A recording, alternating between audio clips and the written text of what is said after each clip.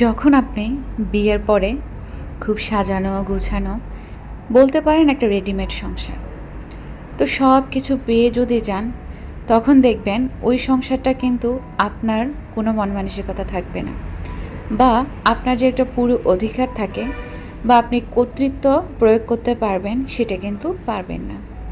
কারণটা সেই সংসারে আপনি আসার আগেই কিন্তু একজন কষ্ট করে তার যে একটা ত্যাগ শিকার আছে সেটা কিন্তু করে করে একটু একটু করেই কিন্তু সে গড়ে তুলেছে। আর সেই সংসারের প্রতিটা জিনিস যখন আপনি একটু একটু করে সাজাবেন, গড়ে তুলবেন, তখন দেখবেন সেই জিনিসটার মায়া কেমন হয়।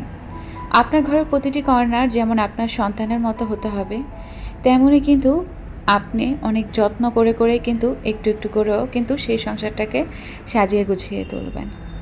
তাই শূন্য থেকে যেই সংসার আপনি পরিপূর্ণ রাখবেন এবং করবেন, আপনি নিজের চেষ্টায় চেষ্টা করবেন যে বাড়িটা তৈরি করার জন্য। কেননা তার মধ্যে কিন্তু কষ্ট থাকলেও আপনি যে একটা মানসিক শান্তি সেটা কিন্তু খুব সুন্দরভাবে পেয়ে যাবেন। আর সেখানটায় কিন্তু খুব তৃপ্তিও থাকে, খুব ভালোও লাগে। আর দেখবেন সেখানে আপনার স্বাধীনতাটা থাকবে, আপনার সফলতার গল্প থাকবে, সেখানে কিন্তু কারো কোনো হস্তক্ষেপ থাকবে না। আপনি মন মতো আপনার সংসারটাকে সাজাতে গোছাতে পারবেন। আর প্রতিটা মেয়েই কিন্তু চায় তার নিজের একটা সাজানো গোছানো সংসার থাকুক, নিজের একটা বাড়ি থাকুক, যেখানে সে তার প্রাণ খুলে হাসতে পারবে, নিঃশ্বাস নিতে পারবে। হ্যালো এভরিওয়ান, আসসালামু আলাইকুম। Welcome back to my channel BD blogger Subarna. আমি সুবর্ণা বলছি বন্দরনগরী, চট্টগ্রাম থেকে। কে কোথা থেকে আমাকে দেখছেন তা কিন্তু আমার অজানা, তবে যেখান থেকে যে পরিস্থিতির মধ্যে থেকে আমার আজকের ভিডিওটা দেখছেন বা শুনছেন না কেন, আমি আশা রাখছি আপনারা সকলে সুস্থ আছেন, ভালো আছেন এবং নিরাপদে আছেন। আমরা আলহামদুলিল্লাহ পরিবারের সকলেই ভালো আছি।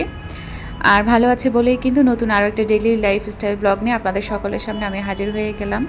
আর যদি অসুস্থ থেকে আমার আজকের এই ভিডিওটা দেখে থাকেন, তো তাদের সকলের সুস্থতা কামনা করে আমার আজকের এই ভিডিওটা দেখার আমন্ত্রণ জানাচ্ছি। আশা রাখছি যে বরাবরের মতো আমার আজকের এই ভিডিওটা আমার সকল প্রিয় আপুদের কাছে ভালো লাগতে পারে। ভালো লাগা আর ভালোবাসা দুইটা কিন্তু এক না। ভালোবাসা একরকম আবেগ সৃষ্টি করার, আবার ভালোবাসা হচ্ছে মন থেকে আসা উচিত, তাই তো? তো চলুন মূল ভিডিওতে ফেরা যাক। আজকে একদমই আমার বেডরুম থেকে স্টার্ট করে দিয়েছিলাম।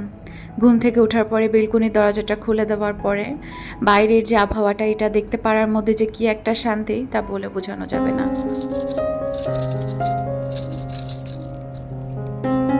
ফজরের ওয়াক্তে যখন ঘুম থেকে ওঠা হয় তখন হচ্ছে নামাজ কালাম পড়ে একটু রেস্ট নিয়ে তারপর মূলত আবার 6:30টার দিকে ওঠা হয়। দেখা যায় কি আমার হাজব্যান্ড অফিসে যাওয়ার জন্য সে রেডি হয়, তো যেতে যেতেই তার 7:30টা বেজে যায়। তো উনি যাওয়ার পরে হচ্ছে আমার ছেলেটার এখন পরীক্ষা চলছে, মেয়ে শেষ হয়ে গিয়েছে। তো দেখা যায় ছেলেটাকেও বিদায় দিয়ে এসে আমি হচ্ছে একটু রেস্ট নিই। তো মূলত হচ্ছে ওই রেস্টটাই নিয়েছিলাম। তো রেস্ট থেকে ওঠার পরে হচ্ছে আমার ছেলেও স্কুল থেকে আসার আগে আগে আমি উঠে যাই, 9:30 অ্যালার্ম দিয়ে রাখি। তো ওই টাইমটাই উঠেই মূলত আজকে ব্লগিংয়ের কাজগুলো স্টার্ট করে দিয়েছি। আজকে মনে করেছি যে না, অনেক কাজ করব, অনেক কাজ দেখাবো আপনাদের সাথে, তো সেটাই। তো বৃহস্পতিবার আর শুক্রবারের ব্লগ মিলিয়ে হচ্ছে আপনাদের সাথে শেয়ার করতে চলে আসলাম। ঘুম থেকে ওঠার পরে আমি মূলত ফ্রেশ হতে চলে গিয়েছি। তো ফ্রেশ থেকে এসে হচ্ছে নিজের চুল টুল একটু সানস্ক্রিন বলেন সেগুলো করে নিলাম, নিজের যত্ন আতিটা করলাম। এরপর মূলত একটু তো আমি বেলকনিতেই যাই, সেটা দেখেছিলেন এই শুরুতে। আসলে ভোরের বা সকালবেলার এই রোদ বা আবহাওয়াটা গায়ে লাগানোটা অনেক বেশি জরুরি। অ্যাটলিস্ট ভোরের রোদটা শরীরের জন্য অনেক ভালো। তো ফ্রেশ হওয়ার পর মনে হলো আমার যে চুড়িগুলো আছে এগুলো অনেক দিন ধরে এলোমেলো অবস্থায় পড়ে আছে, তো এগুলোর একটা সুরাহা করা দরকার। ভাইরাল এই কাশ্মীরি চুড়িগুলো কার কেমন লাগে জানি না, আমার কিন্তু খুব বেশি ভালো লাগে। তো দেখা গিয়েছে কি আমার ভেঙেও যাচ্ছে, তো ভাঙার পরে দেখা যায় কি মনে এত বেশি কষ্ট লাগে কি বলবো। তো আমার হচ্ছে কাশ্মীরি চুড়ি মাল্টি কালারের 2 ভ্যারাইটিরই আছে, আর আরেকটা হচ্ছে নীল কালারের রেশমি চুড়ি ছিল, আকাশি কালার। ওটা হচ্ছে একটা ভাবি দিয়েছিল গিফট আর কি আমাকে। তো এগুলো আজকে একটু সুন্দর করে একটা বক্সের মধ্যে টিস্যু দিয়ে অর্গানাইজ করে রাখলাম। আর আমার হচ্ছে একদম আসল যে খাঁটি মুক্তা আছে ওটার একটা হচ্ছে পার্লের আর কি একটা সেট ছিল, ওটা ওইখানে রেখে দিয়েছি। আমার অনেকগুলো চুড়ি আছে আলহামদুলিল্লাহ, তবে এগুলাকে রাখার জন্য এখন একটা মানে র্যাক নেওয়া লাগবে, তাহলে চুড়িগুলো অর্গানাইজ করে রাখতে পারবো, তাহলে ভাঙার চান্সটা কম থাকবে। তো যা আছে মূলত সেগুলোকে অর্গানাইজ করে ড্রেসিং টেবিলে একটু অর্গানাইজ করলাম সুন্দর করে, যাতে ধুলাবালি থেকে ভালো থাকতে পারে। এই বাসায় আসার পরে আমার যে ড্রেসিং টেবিলের গ্লাসটা সেটা তো ভেঙে গিয়েছিল, আর লাগানো হয়নি। আর লাগাবোই বা কী করে, আসলে লাগানোর পরপরই ভেঙে যায়, এই জন্য আর লাগানো হচ্ছে না, ওভাবেই আছে। তো মিস্ত্রিদেরকে খবর দেওয়া হয়েছে আমার বাসার ফার্নিচারগুলোও হচ্ছে একটু বার্নিশ করব, তো যখন আসে তখন লাগানো হবে আর কি। এরপর মূলত আমি কিচেনে চলে এসেছি। কিচেনে আসার পরে হচ্ছে বাসি কিচেনটাকে একটু নিট অ্যান্ড ক্লিন করা পালা। আমার হাজব্যান্ড সেদিন আবার বেশ সকালবেলা চলে গিয়েছিল, যার কারণে উনি নাস্তা করেনি, এই জন্য আমার কিচেনে ভোরে ভোরে আসা হয়নি। নাহলে ওনার জন্য নাস্তা বানানোর যে একটা প্যারা থাকে, তারপরে হচ্ছে আমি কিচেনটা নিট অ্যান্ড ক্লিন করে ফেলে। তো কিচেনে যেহেতু এসেছি, চুলা তারপর হচ্ছে কাউন্টার টপ সব কিছু মুছে নিয়েছি। আমার কিচেনে হচ্ছে কিছু ইনডোর প্ল্যান্ট রাখা থাকে, তো সেগুলোর আবার পানি টানি চেঞ্জ করে আবার জায়গা মতো সেট আপ করলাম। অনেকে আমাকে বলেন, আপু আপনি যে রান্নাবান্না করেন আপনার চুলাটা তেল কাজটা হয় না, মেসি হয় না? কেন হবে না? আমারও তো তেল কাজটা দিয়ে আমি রান্নাবান্না করি, এগুলো অপরিষ্কার হয়, আমি আবার গুছিয়ে গাছিয়ে রাখি। এই জন্যই আপনারা গুছানো গাছানো দেখেন সব সময় সব কিছুতে। তো যাই হোক, আমি যে রান্নাবান্না ছাড়া থাকি তা না, আমার কিচেনেও কিন্তু রান্নাবান্না হয়, এলোমেলো হয়, আমি আবার গুছিয়ে গাছিয়ে রাখি। তো আমার চুলার সামনের স্টিকারটা নিয়ে আপনারা অনেক বেশি প্রশ্ন করেছেন যে আপু আপনার চুলার সামনের এই জায়গাটা বা স্টিকারটা এত বেশি চকচকে ঝকঝকে থাকে কেন? ওই যে আমি যে ম্যাজিক ক্লিনজারটা থাকে সেটা দিয়ে স্প্রে করে ক্লিন করে রাখি, এই জন্য এখনও পর্যন্ত চকচক করে আর ভালোও আছে। জিনিস হচ্ছে যত্নের উপর টেকে, আপনি যতটা যত্ন করে রাখতে পারবেন আপনার জিনিসটা ততটাই আপনাকে টেকসই করে রাখবে বা সুন্দর করে রাখবে আর কি, আকর্ষণীয় করে রাখবে। তো আমার চুলা কাউন্টারটপ সব কিছু নিট অ্যান্ড ক্লিন করার পরে ভাবলাম সকালবেলার নাস্তাটা রেডি করে ফেলে। তো আমি হচ্ছে যখন ছেলেকে স্কুলে দিয়ে আসতে গিয়েছি তখন হচ্ছে আমি একটু নিচে গিয়েছিলাম। তো হোটেলের এই পরোটা আমার খুব বেশি ভালো লাগে, তো হোটেল থেকে হচ্ছে পরোটা নিয়ে এসেছি বাচ্চাদের জন্য, ইভেন আমার জন্য। আর ডিম পোস্ট করে নিয়েছি। ডিমটা হচ্ছে চুলার মধ্যে দিয়ে যে আমি কাপ নামাতে গিয়েছিলাম সুকেস থেকে, আমার আর খেয়াল নেই, আমার ডিম পোস্ট একদম শক্ত হয়ে গিয়েছে। এমন ডিম পোস্ট আমার ভালোও লাগে না, তবে আলসেমি লাগতেছিল, আরেকটা যে করবো, আমি থাক না, এটা তো করেছি, এটা দিয়ে খেয়ে ফেলি। আর দোকানের বা হোটেলের এই পরোটাগুলো দিয়ে আমার এরকম ধোঁয়া ওঠা দুধ চা দিয়ে চুবিয়ে খেতে এত ভালো লাগে কি বলবো। তো সেই জন্য ডিম পোস্টটা চেঞ্জ করে নিয়ে তো শখের কিছু প্লেট নামিয়ে নিলাম, আর শখের কাপে হচ্ছে 1 কাপ ধোঁয়া ওঠা দুধ চা করে নিলাম, দুধ চিনি মিশিয়ে। আর এখানে হচ্ছে সুন্দর করে প্লেটে সার্ভ করে নিলাম। একটা আমও নিয়েছি, আম্রপালি আম তো খেতে খুব বেশি ভালো লাগে। খুব সুন্দর করে হচ্ছে ওকে কলার মতো আমি কাট করেছি, দেখতেও ভালো লাগছিল। তো আমার নাস্তা নিয়ে হচ্ছে আমি আমার বেডরুমে চলে এসেছি, কিচেনে খাবো না, একটু আসলে গরম লাগে কিচেনে, এই জন্য বেডরুমে এসেছি, ফ্যানের নিচে বসে আরামায়াস করে হচ্ছে আমি নাস্তাটা উপভোগ করে নিব।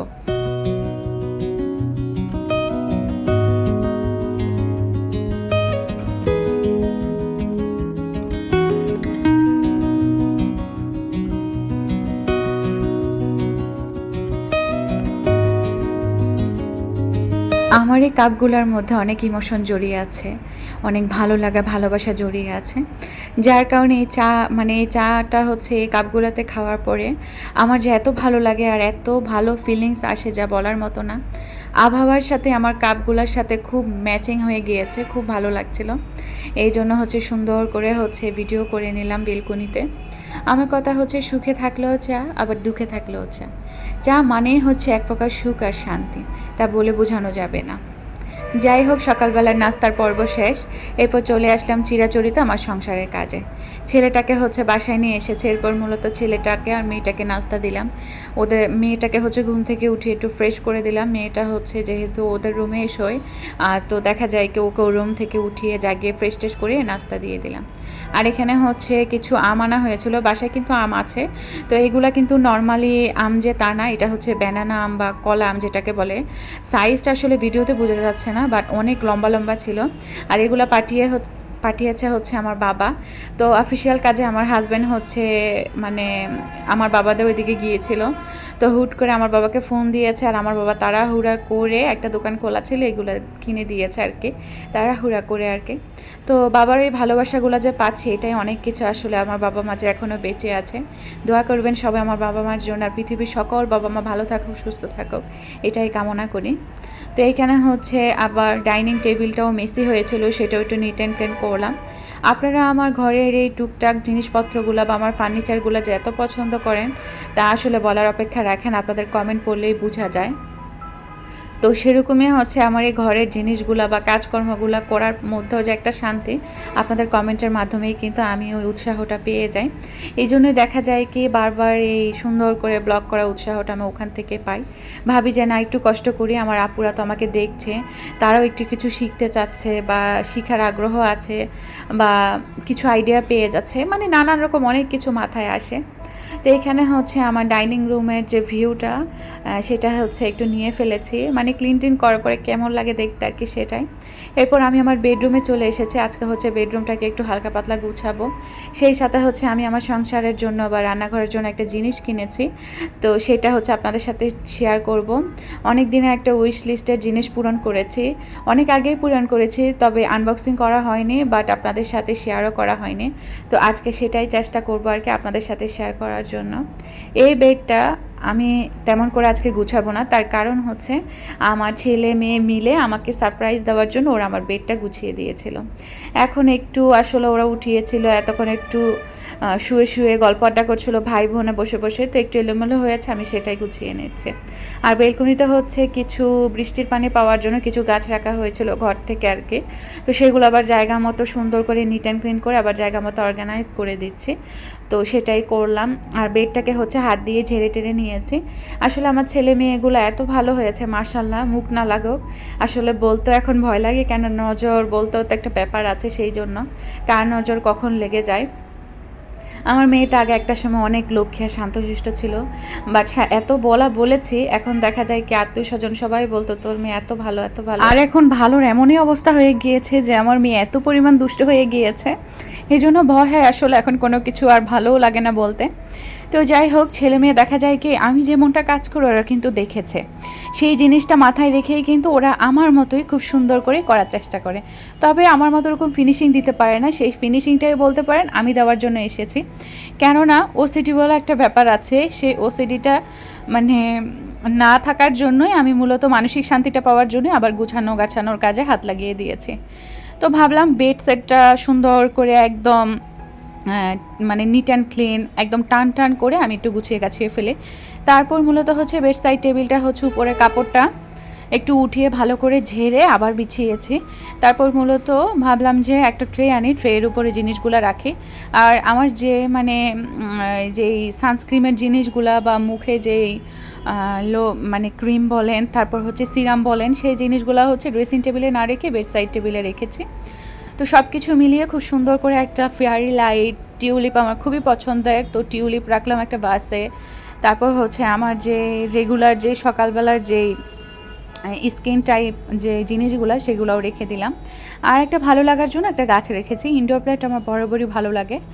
আর ওই পাশে হচ্ছে আমার একটা মিরর আছে, স্ট্যান্ড মিরর, সেটাও হচ্ছে একটু নিট অ্যান্ড ক্লিন করলাম। তার পাশে হচ্ছে একটা স্টুল আছে 3 পায়াওয়ালা, সেটার উপরে হচ্ছে একটা ইনডোর প্ল্যান্ট বই এই সকল কিছু রাখা আর কি। মানে আমার কাছে যা থাকে সেগুলো দিয়েই হচ্ছে আমি গুছিয়ে গাছিয়ে রাখার চেষ্টা করি। আর সেগুলাই বলতে পারেন আমার মানসিক শান্তির মূল কারণ। আসলে একটা নারী কিন্তু পারে খুব সুন্দর করে সংসারটাকে সাজিয়ে গুছিয়ে রাখতে। কথায় আছে সংসার শুধু মানে সংসার সুখের হয় রমণীর গণে, তবে এটা কিন্তু না, পুরোপুরি সত্যি না। আসলে সংসার সুখের হয় স্বামী স্ত্রী দুজনের উভয়ের একটা ভালোবাসার মিলবন্ধনের কারণে। তো যাই হোক, এখানে হচ্ছে খুব সুন্দরভাবে বেডরুমটা গুছানোর পরে এত বেশি শান্তি লাগে যা বলার মতো না।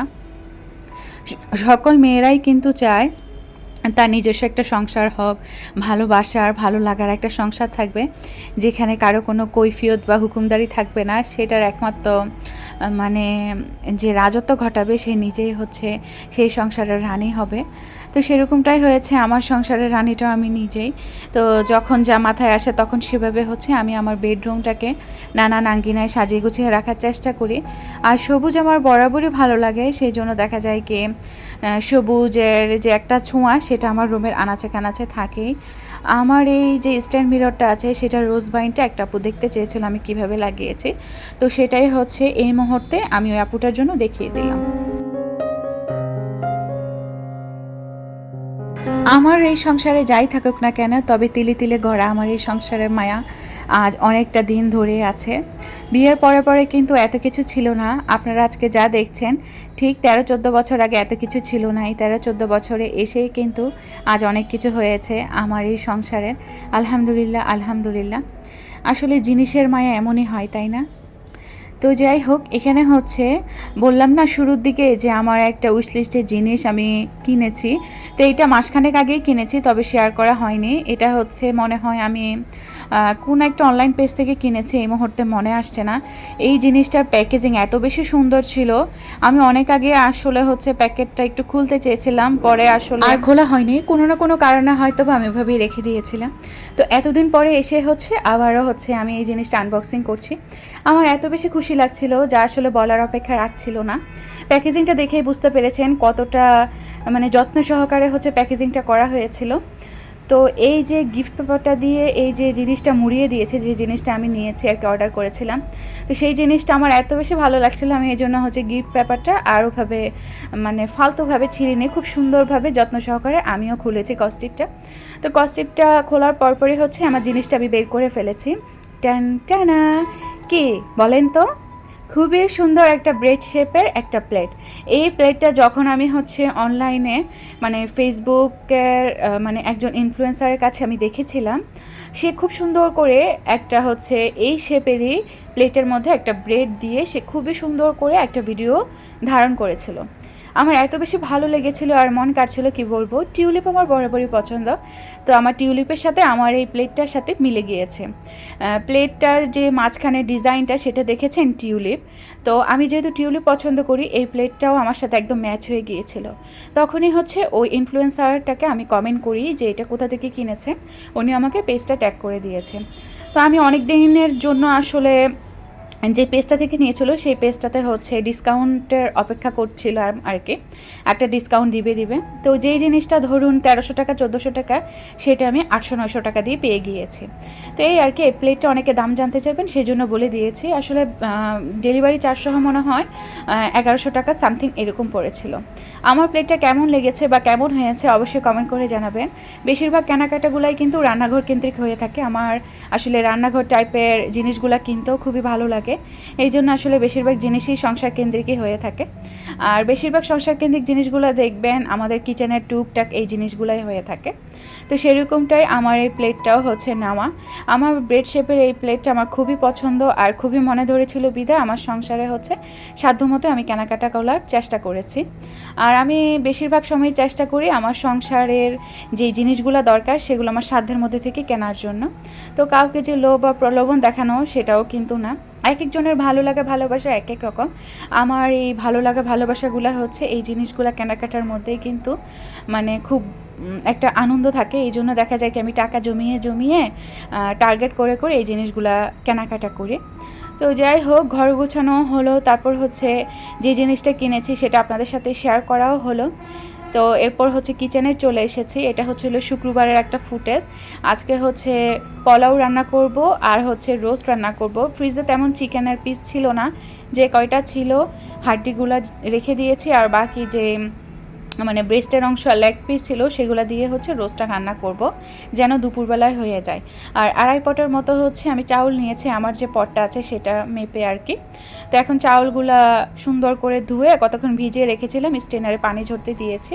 আর এখানে হচ্ছে যা যা রান্না করব সেগুলোর জন্য আগে থেকে আমি সব কিছু গুছগাছ করে নিচ্ছি, যেমন পেঁয়াজ কুচি, পেঁয়াজ পেস্ট, তারপর চিকেন ধুয়ে আমি এরকম বাটি ভরে রেখেছি, তারপর রোস্ট রান্নার জন্য বাদাম আর কিশমিশ পেস্ট, এই আর কি একটা রান্নার জন্য যা যা দরকার সেগুলো নিয়ে নিয়েছি। আর আমি যেহেতু প্যাকেট মশলা খাই সেই জন্য প্যাকেট মশলা তো মাস্ট থাকবে। গরম মশলাগুলো সুন্দর করে ধুয়ে একটা বাটিতে রেখে দিলাম। সুন্দর করে এখন হচ্ছে রান্না বসানোর পালা। সব কিছু তো গুছগাছ করা হয়ে গিয়েছে। এই গুছগাছের মধ্যেই কিন্তু অনেক সময় চলে যায়, যেটা সত্যি কথা। তো রান্না কিন্তু হতে একটু সময় লাগে না, তবে আমাদের দেশি রান্নাগুলো দেখবেন কষাইতে তারপরে মূলত আমাদেরকে রান্নাগুলো সারতে হয়। মূলত এই কষানোর মধ্যেই কিন্তু অনেক সময় চলে যায়। আর এখানে হচ্ছে আমার যে হাঁড়ি পাতিল যেগুলোতে আজকে রান্না বান্না করব সেগুলো হচ্ছে আমার যেই র্যাকে হচ্ছে আমার খাজানাগুলো থাকে, সেই খাজানা থেকে হচ্ছে 2টা হাঁড়ি আমি নামিয়ে নিলাম। তো তো একটা হাঁড়িতে হচ্ছে এখন ঝরঝরে যে পোলাও আছে সেটা রান্না করব। আলহামদুলিল্লাহ আমি পোলাওটা খুব ভালো রান্না করতে পারি, আর এই টাইপের রান্নাবান্না কিন্তু আমার খুব বেশি ভালো লাগে। তবে আমার সাহেব একটু পছন্দ করে না এই রিচ খাবারগুলা।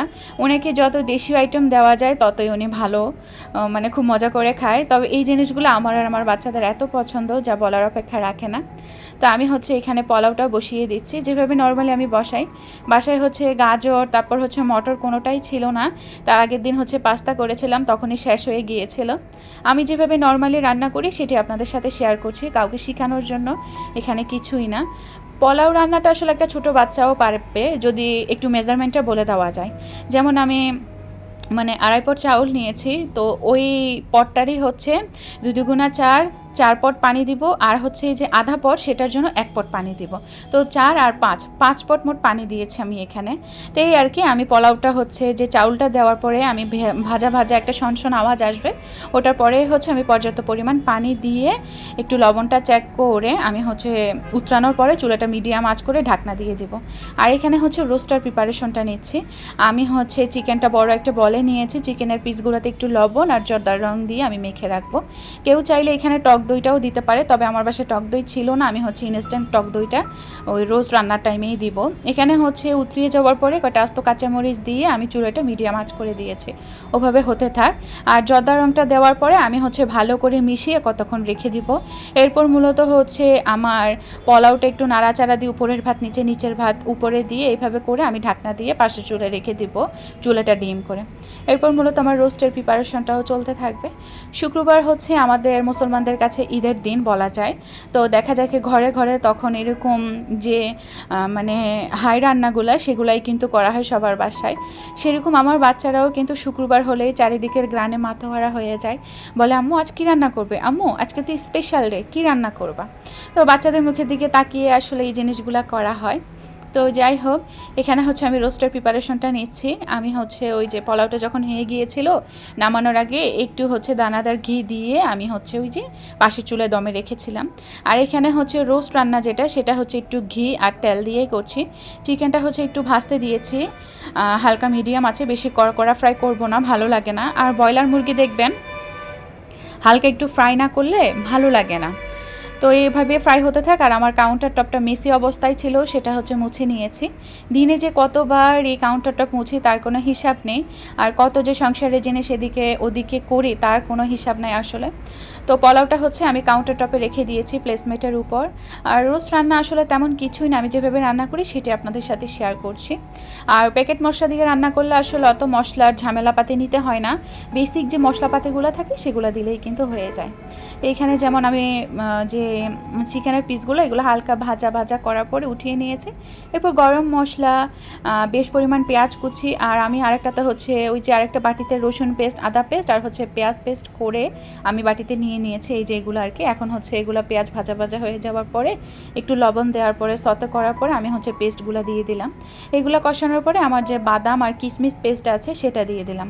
মূলত আমার যে রোস্টের গ্রেভিটা সেটা আমি একটু ঘন ঘন আর মাখো মাখো যে একটা থাকে না ওটা করি, কেননা পোলাও দিয়ে রোস্টটা খাওয়া হবে, একটু গ্রেভি যদি মানে একটু বেশি আর ঘন না হয় তাহলে কিন্তু ভালো লাগে না। আর একটু বেশ পরিমাণে ঘি দিয়ে দিলাম। আর রোস্টের মশলার যে জারটা আছে সেটা তো খালি, সেটাও এখন রিফিল করব। আর সস দিব যেহেতু, সসটাও নামিয়ে নিলাম। তো এভাবেই মূলত আমার হচ্ছে এই যে রোস্টটা রান্না করা হয়। আর আমি যেহেতু মানে দেখা যায় কি এই সকল রান্নাতে ওস্তাদ, আমার খুব ভালো লাগে আসলে এরকম শর্টকাট ফর্মে রান্নাবান্না করতে। টক দই ছিল না, তো আমি কী করেছি একটু গুঁড়া দুধ আর অল্প একটু ভিনেগার দিয়ে টক দইয়ের কাজটা করে নিয়েছি। এটা মূলত ইনস্ট্যান্ট টক দই আর কি। আর টমেটো সস আর হচ্ছে এখানে একটু রোস্ট মশলা দিয়ে দিব আমার পরিমাণ অনুযায়ী যতটুকু লাগবে আর কি। তো অতটুকু দিয়ে হালকা একটু পানি দিয়ে আমি হচ্ছে এখন পেস্টটা একটু কষাবো আর কি। মানে এটা হচ্ছে তেল উপরে উঠে আসলেই আমার মশলাটা একদম কষানো হয়ে যাবে। তো এই যে আমার কষানো একদম হয়ে গিয়েছে। এখন হচ্ছে ভাজা যেই চিকেনের পিসগুলো আছে সেগুলো আমি দিয়ে আর একটু কষিয়ে নিব। তেলটা যখন উপরে উঠে আসবে তখন হচ্ছে আমি দুধ ঢেলে দিব। রোস্টে দুধটা দিলে আসলে খুব বেশি ভালো হয়, একদম শাহি শাহি মালাই মালাই একটা ফ্লেভার আসে। অনেকে চাইলে হচ্ছে এখানে কি বলে এটাকে, আসলে আসলে এই মুহূর্তে মনে আসছে না, একটু টকটক টাইপের আলু বোখারা। ভয়েস দিতে আসলে আসলে মনে থাকে না, তো আলু বোখারাও দিতে পারেন, অনেকে দেয়। পোলাওতেও দিতে পারেন, তবে আমার বাসায় যেহেতু না, এই জন্য দিতে পারিনি। তো ওইভাবে কষানো অবস্থায় ঢাকনা দিয়ে এসে আমার যে ধোয়া পালিগুলো হয়েছে সেগুলো আমি ধুয়ে নিচ্ছি। আর যেহেতু পানি আছে লাইনে, এই জন্য হ্যাসেল হচ্ছে না, আমার কিচেনটা খুব নিট অ্যান্ড ক্লিন থাকে। আমি সবসময় মোছামুছির উপরেই থাকি। তো সরকারি বাসা আসলে মন মতো হবে না, এটাই স্বাভাবিক। আমি একটু গুছিয়ে গাছিয়ে রাখার চেষ্টা করি এই। তো মানে ধোয়া পালির পরে আবার সিঙ্কটা হচ্ছে একদম শুকনা শুকনা রাখে। আর শুকনা সিঙ্ক আমার ভালো লাগে। আর যে হাঁড়ি পাতিল বা যেসব বাটিগুটি বের হয়েছে এতক্ষণ, সেগুলো তো ধুয়ে ফেলেছি। এখন হচ্ছে সুন্দর করে মুছে টুছে আমি আবার জায়গা মতো সেট আপ করে রাখছি। আমার এই কিচেনের যে র্যাকটা আছে, এই র্যাকটা সম্পর্কে অনেকেই বলেছেন, আপু এই র্যাকটা কোথা থেকে কিনেছেন, তারপরে বাটিগুটিগুলো কোথা থেকে কিনেছেন। আমি বহু ব্লগে আসলে বলেছি এগুলো আমি কোথা থেকে কিনেছি। তো আপনারা চাইলে আমার প্রিভিয়াস ব্লগগুলো ঘুরে আসতে পারেন, তাহলে জানতে পারবেন। আর আমার আত্মীয় স্বজনরা আছে না, যে আমার ফেসবুকে কোনো পোস্টস দেখলে আমাকে বলে যে তুই এত টাকা পয়সা ভাঙিস কেন, একটু জমা জমা, আর কত কেনাকাটা করবি। আসলে আমি কি বলবো, যে একটা কথা আছে যে 50-এ গিয়ে কিন্তু 30-এর সাজ কখনোই মানাবে না। তো ওদেরকে আমি সেটাই বলে দিই। তো আসলে এইসব কথা তারাই বলে, বিশেষ করে যাদের বয়স 50+। তো আমার হচ্ছে ফুফি, আমার খালারা, এগুলাই বলে আসলে। আর দেখবেন বেশিরভাগ অথবা কম বয়সী কিন্তু খালা মেন্টালিটি যারা, তারাই কিন্তু এগুলো নিয়ে বেশি বলাবলি করে। আর তাদের ধারণাই হচ্ছে সারা জীবন না খেয়ে অমানুষের মতো খেটে জীবন পার করবে আর বুড়ো বয়সে শুয়ে শুয়ে খাবে। তবে বাপু আমার ধারে এটা জীবনেও হবে না, আমি এটা পারবো না। এই জন্য দেখা যায় কি, আমার যতদিন নসিব আছে রিজিক আছে, আমি এভাবে করে সুন্দর করে আয়েশি করে চলাফেরা করব। তাহলে দেখা যাবে কি, পুতের বউ আসলে যখন শখ পূরণ করবে, আমার আর বিরক্তবোধ লাগবে না, আমার কিন্তু জেলাসি হবে না। এই জন্য আমি শখের বয়সে সব পূরণ করছি, এটাই আলহামদুলিল্লাহ। আল্লাহ যতটুকু নসিব বা রিজিকে যা রেখেছে অতটুকুই হবে। সেজন্যই বলবো, সময় আর বয়স থাকতে নিজের পিছনে খরচ করুন, অন্যের পিছনে না। নিজের শখের যত্ন নিন সময় থাকতে থাকতে, অনেক বেশি ভালো থাকবেন আর সবাইকে ভালো রাখতেও পারবেন। আমার রোস্টটা মানে হয়ে গিয়েছে, পরে ডিম দিয়ে আমি নামিয়ে নিয়েছি, আমার রান্নাবান্নাও কমপ্লিট। সালাদ আর লেবু দিয়ে এখন হচ্ছে সবাই মিলে খাবো। এই ছিল আজকের ব্লগ, দেখাবে নেক্সট ভিডিওতে। সব ভালো থাকবেন, সুস্থ থাকবেন, আল্লাহ হাফেজ, আসসালামু আলাইকুম।